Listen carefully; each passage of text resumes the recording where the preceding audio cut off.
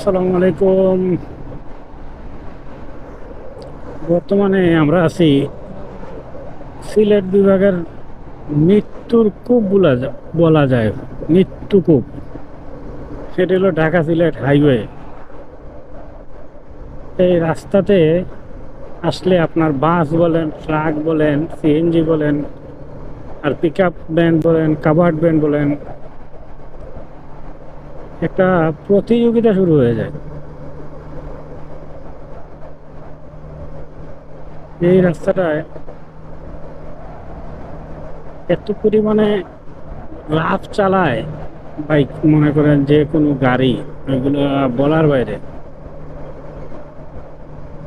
আর সবচেয়ে আর ঝুঁকির কারণ হলো সিঙ্গেল তো বেশি বড় না, রাস্তাঘাটটাও ফিনিশিং না, এদিকে উঁচা এদিকে নিচা, উঁচা নিচা ভাঙা চূড়া।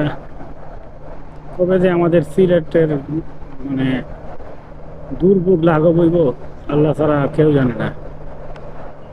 যদিও বর্তমানে সিলেট বিভাগে সিলেটের 6 লেনের কাজ শুরু হয়েছে, কবে যে শেষ হইব এই রাস্তার কাজ, আর কবে যে আমাদের সিলেটবাসী এগুলো থেকে মুক্তি পাইব আল্লাহ ছাড়া কেউ জানে না।